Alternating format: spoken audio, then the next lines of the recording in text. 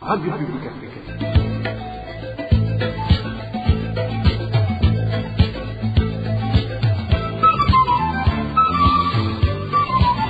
Radio Publique Africaine.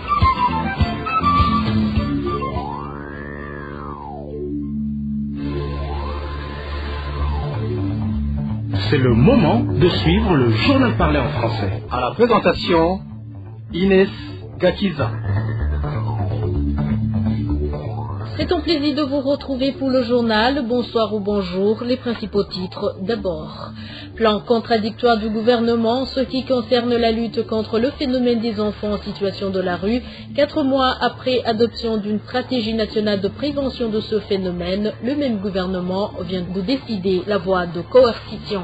Les Burundais réfugiés en Tanzanie continuent d'être persécutés. Actuellement, ils ne sont même plus autorisés à réhabiliter leur maison. Et enfin, la CVR annonce sa poursuite des enquêtes sur les événements de 1972. Un recensement porte-à-porte sera prochainement fait dans tout le pays pour connaître le chiffre des victimes de cette crise. Tout de suite, les détails.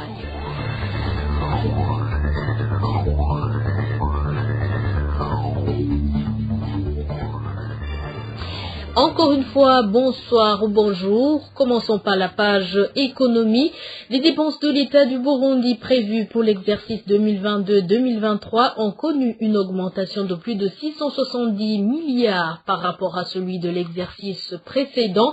Cela transparaît dans le projet de loi portant fixation du nouveau budget général de l'État qui a été adopté ce mardi par l'Assemblée nationale. Après promulgation, le domaine des infrastructures, de l'équipement et des logements sociaux pourra bénéficier de presque la moitié de cette augmentation des fonds prévus. Josiane Mouzaneza. Le ministère en charge des infrastructures vient en tête parmi les secteurs qui pourront voir augmenter leur budget au début de l'exercice 2022-2023. Comme prévu dans le projet de loi relatif à cette année budgétaire, le dit ministère bénéficiera de 355 milliards de francs burundais au moment où il en avait reçu 32 pour l'exercice précédent, soit une augmentation de 323 milliards de francs burundais. De plus, le nouveau projet de loi adopté ce 21 juin par l'Assemblée nationale montre que 505 milliards du montant ajouté seront alloués aux dépenses en capital qui, en principe, comprennent les dépenses consacrées à la construction, à la rénovation et à la réparation majeure des bâtiments, ainsi qu'à l'achat d'équipements lourds ou de véhicules. Selon toujours ce projet de loi, ce montant ajouté comprend également des exonérations de plus de 62 milliards. Après le ministère des Infrastructures, vient le ministère de l'Environnement, de l'Agriculture et de l'Élevage. Le budget de ce dernier, comme l'indique le projet de loi budgétaire 2022-2023, a connu une augmentation de 82 milliards de francs burundais. En troisième place se trouve le ministère de la Défense nationale, dont les fonds ont été augmentés de 72 milliards, suivi du ministère en charge de l'Intérieur, avec une augmentation de 53 milliards de nos francs. Quant au ministère de la Solidarité nationale et celui de la Communication, leurs budgets ont été majorés chacun de 2 milliards, passant ainsi de 9 à 11 milliards de francs burundais. Notons que seulement 2 ministères ont vu leur budget réduit par rapport à l'année budgétaire précédente. Il s'agit du ministère du Commerce qui s'est vu retirer 775 millions ainsi que celui de la Santé publique à qui on a retiré 138 millions de francs burundais. Merci à toi, Josiane Mouzaneza. Je viens de vous le dire, double langage et contradiction au sein du gouvernement quant à l'éradication du phénomène des enfants en situation de rue et des mendiants.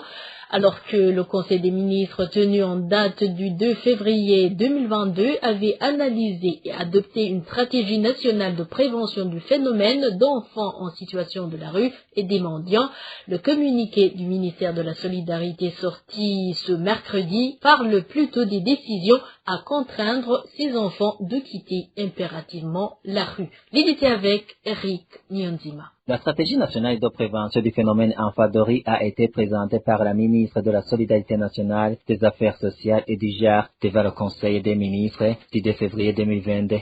Une stratégie qui a été adoptée par ce Conseil. La ministre avait alors donné un plan d'action en vue de prévenir ce phénomène pour les enfants qui sont encore dans les familles, a indiqué le porte-parole du gouvernement. La stratégie propose dans un premier temps un processus de gestion du phénomène reposant sur des actions préventives qui offrent aux concernés l'alternative de rester dans la communauté au sein de la famille où ils reçoivent l'accompagnement nécessaire en vue de préparer leur avenir. Dans un deuxième temps, elle prévoit une prise en charge depuis le retrait de la rue jusqu'au suivi, une fois intégrés dans la communauté ou en famille d'origine, en passant par des centres de transit temporaires où ils se préparent à regagner leur famille et leur communauté, puis y jouer un rôle d'acteur de développement. Cette stratégie était prometteuse par rapport à la solution au phénomène enfadori, car elle mettait en exergue l'encadrement approprié à ces enfants et leur installation dans les centres d'accueil. Réhabiliter les centres de transit existants, mettre en place un centre d'accueil spécial pour les récalcitrants ou les récidivistes et prévoir une formation et un travail spécifique pour eux, appliquer la loi pour les mendiants adultes, décourager certaines associations qui encouragent et utilisent les enfants de la rue dans la mendicité. Pour ceux qui utilisent les bébés dans leur mendicité, qui souvent ne sont pas les leurs, récupérer ces bébés jusqu'à ce que leur mère apparaisse. Toutefois, le communiqué de la ministre de la Solidarité, Affaires sociales et du genre Imed Chimique est totalement contradictoire avec la stratégie nationale dont elle est l'auteur. Cette ministre, en collaboration avec le ministère de la Sécurité publique et celui de la Justice, a donné à ses enfants en situation de rue une période non négociable de 2 semaines pour quitter la rue. Elle a ensuite demandé aux autorités sécuritaires de veiller à la mise en application de la mesure, sans toutefois préciser le sort réservé à ces enfants à part l'emprisonnement. Au moment où c'était prévu que la stratégie nationale de prévention du phénomène enfadori soit mise en application depuis le début du mois de juillet prochain, différentes opinions se demandent en effet si le ministère aurait manqué de moyens pour son exécution ou si c'est le moyen le plus simple pour résoudre ce problème que la ministre aurait découvert. Selon les défenseurs des droits des enfants au Burundi, la guerre, la pauvreté et les divorces dans les couples sont certaines des causes à l'origine de ce phénomène des enfants mendiants et en situation de la rue. Selon eux, un autre fait qui aggrave cette situation, c'est que le gouvernement alloue un budget très minime dans le secteur qui aide les enfants et ne met pas en place des projets réalisables pour en finir avec ce problème. Suivez un des défenseurs des droits des enfants au Burundi.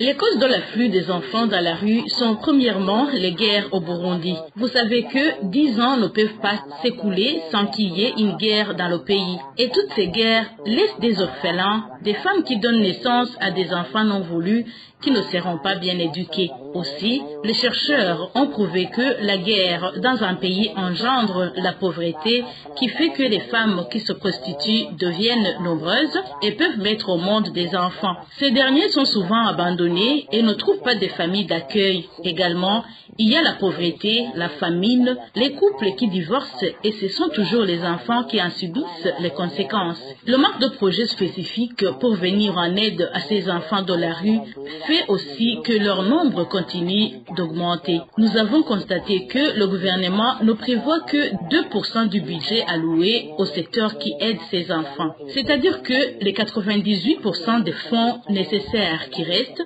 l'État doit les trouver ailleurs chez ses partenaires. Donc, avec ce budget minime, on ne peut pas s'attendre à de grands résultats. Ce défenseur des droits des enfants ajoute que la récente mesure annoncée par le ministère de la Solidarité nationale qui ordonne tous les enfants en situation de la rue et les adultes qui mendient dans les rues de quitter les rues ne va rien changer.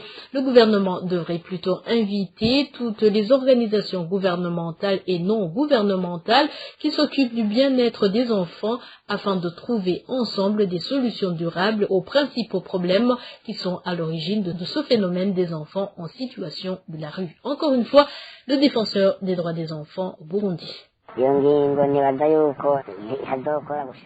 ne sera pas facile de mettre en application cette mesure, car depuis longtemps, ils ont essayé à maintes reprises d'attraper ces enfants et de les mettre dans leur centre situé au quartier Javé. Mais quand ils attrapaient 10 enfants, le lendemain, il y avait 30 autres enfants qui retournaient dans la rue. Peut-être ils peuvent user de la force, mais tant qu'ils n'auront pas résolu les vraies causes de cette situation, je pense que l'application de cette mesure sera sans effet. Le gouvernement devrait dans l'immédiat organiser une réunion dans laquelle sera présente toutes les associations non gouvernementales ainsi que toute personne concernée par ce problème afin de trouver des solutions durables et que les décisions prises soient exécutées et non laissées dans les tiroirs comme c'est souvent le cas.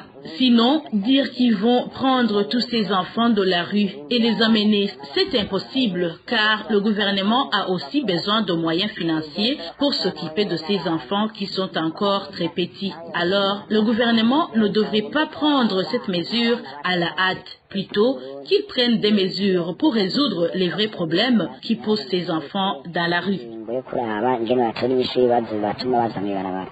À propos du délai des 2 semaines fixé par le ministère de la Solidarité nationale pour que les enfants et les adultes mendiants aient quitté la rue, la rédaction de la RPI a cherché la Commission nationale indépendante des droits de l'homme au Burundi, CNIDH. Ils n'ont pas voulu nous répondre, arguant que les membres de la commission ne se sont pas encore réunis pour étudier cette question. Et entre-temps, dans la province Gitega, la question des enfants en situation de la rue est en train d'être résolue en les rassemblant dans un centre de formation.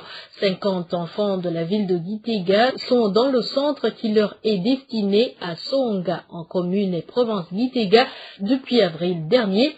Dans ce centre, ils apprennent différents métiers. L'idée avec Emmanuel Niungeko. Au mois d'avril 2022, l'administration provinciale de Gitega a pris la décision de récupérer 50 enfants de la rue. L'administration provinciale de Gitega les a installés dans un centre situé à Songa, en commune et province de Gitega. Selon l'administration, ces enfants sont en train de suivre une formation de métier. Ils apprennent surtout la fabrication du pain et des beignets. Ainsi, cette formation leur permettra d'appliquer les connaissances apprises dans leur vie quotidienne une fois chez eux, chose qui contribuerait à la réduction des retours dans la rue, du moins selon l'administration. Certains de ces enfants auraient admiré les programmes de ce centre, d'où il y en a ceux qui y sont restés. Néanmoins, les enfants de la rue se font remarquer encore aujourd'hui dans la province de Gitega et leur effectif augmente chaque jour. Nos sources indiquent qu'ils proviennent de certaines communes de la province de Gitega, mais aussi des provinces voisines. Pour rappel, en 2018, l'administration de la province de Gitega avait pris la décision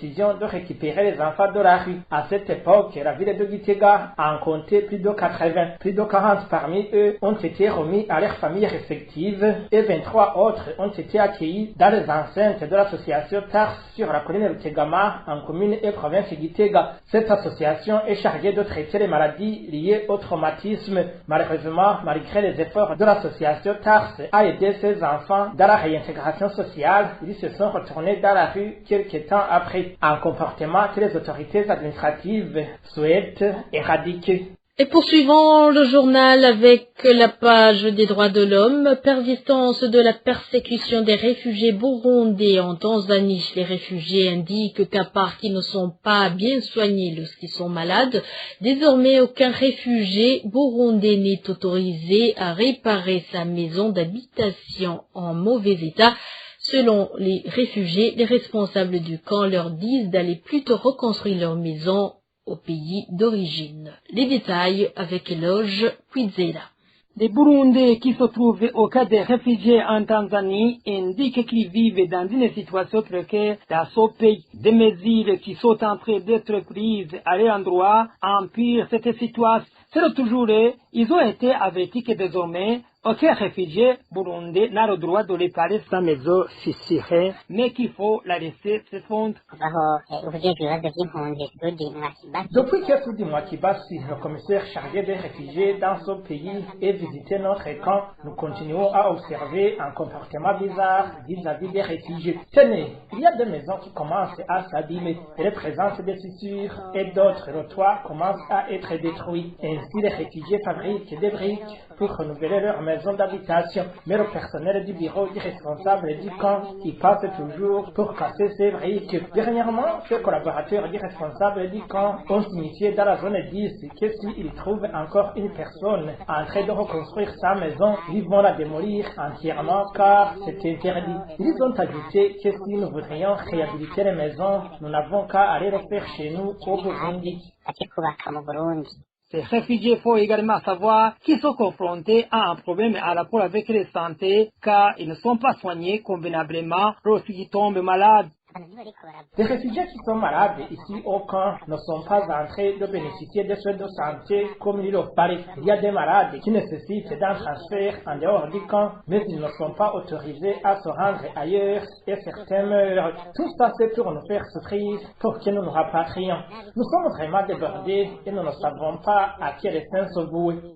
Même scénario au cas des réfugiés burundais dont doute. Les réfugiés indiquent qu'ils sont en train de subir les persécutions continuelles. Ce jeudi, des policiers en compagnie des agents de sécurité appelés les Sungusung ont envahi les réfugiés et ont saccagé le marché situé dans la zone 7.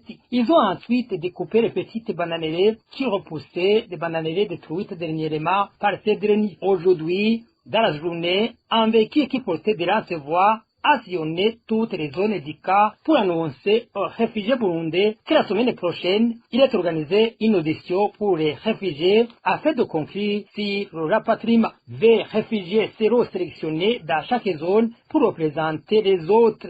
Soudina Kibasi, le commissaire chargé des questions des réfugiés en Tanzanie, a déjà donné un délai d'une année au maximum pour que les réfugiés burundais soient rentrés chez eux au Burundi, à compter à partir du 7 juin de cette année en cours.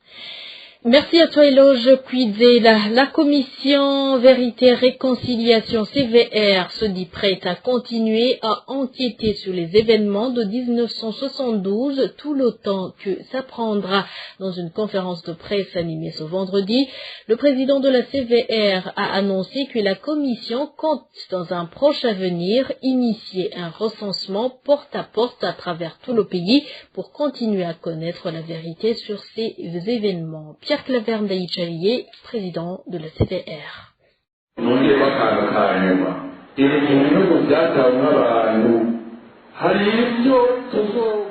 Laisse-moi ajouter une dernière chose. Il y aura parmi les fosses communes celles qui seront découvertes en 2060, voire en 2080. C'est parce qu'aujourd'hui, il y a des témoins qui ne veulent pas parler. Il y a toujours des fosses qui n'ont pas été identifiées parce qu'ayant été creusées dans les forêts ou alors parce qu'ayant été creusées la nuit sans que personne ne le voie. Il y a une activité qui est prévue par la loi régissant la CVR dans son article 6. Dans les mois à venir, nous allons mener un recensement à travers le fond du pays pour connaître qui ont été tués. Il nous permettra de connaître les auteurs. Ce recensement permettra de connaître même les victimes dans les familles qui, dont tous les membres ont passé. Les voisins pourront énumérer les noms des membres de ces familles qui ont été tués pendant les événements. C'est grâce à ce recensement que l'on pourra obtenir les chiffres plus ou moins approximatifs des victimes de la crise de 1972.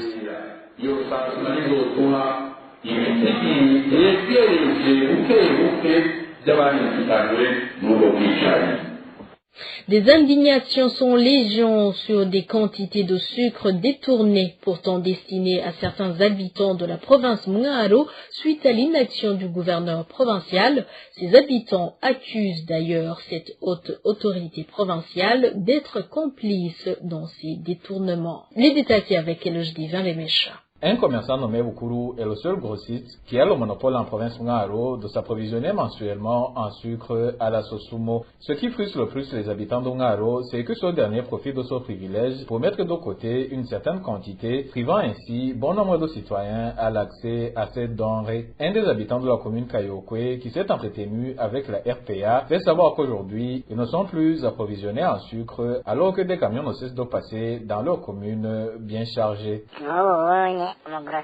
Ces derniers jours, un grossiste Dino Bukuru a apporté 10 tonnes destinées à être distribuées dans toute la province. Pourtant, depuis le mois passé, les zones Kayokwe et Muyebe n'ont pas été approvisionnées en sucre. Cela a poussé l'administration communale à demander à ce grossiste de lui faire parvenir pour ce mois le sucre destiné aux zones Kayokwe, Mouyebe et Gatwe pour qu'elle se charge elle-même de la distribution, mais il n'a pas obtempéré. Ces habitants de Mwaro regrettent que le gouverneur soit complice de ce commerçant qui détourne au vu et au su des administratifs ce qui est destiné à la population. Ça se voit qu'il est protégé parce que malgré les grognes et lamentations de la population, le gouverneur n'a jamais levé le petit doigt. Donc on peut en déduire qu'il y a une certaine complicité. Imaginez-vous un quartier qui compte plus de 200 ménages et qui ne reçoit que seulement 2 sacs de sucre de 100 kilos. Est-il possible que tout le monde puisse en bénéficier? C'est vraiment insensé. Selon les informations en provenance de Mwaro, ce sucre serait stocké quelque part en attendant que la pénurie se généralise pour par après être revendu à des prix exorbitants. D'où la population demande aux autorités habilitées de mettre fin à cette spéculation. À ce propos, la rédaction de la RPA a tenté de joindre le gouverneur de Mwaro, colonel Gaspard Kassanzwe et le commerçant Bukuru, mais sans succès. Et enfin, la route nationale numéro 3, Bujumbura-Rumongue, reste inaccessible depuis 5 jours. C'est après le glissement de terrain qui s'est produit lundi de cette semaine sur la colline Rutunga, zone Gitaza, en commune Mohuta de la province Rumongue.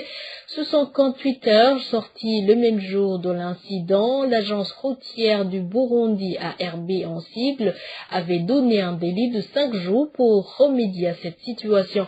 Les informations en provenance de la localité indiquent que même les machines de la société Sogea Satom ne sont pas parvenues à déboucher cet axe. Cela donc constitue un grand problème pour les usagers de cette route, surtout ceux qui s'approvisionnent dans la capitale économique, Bujumbura.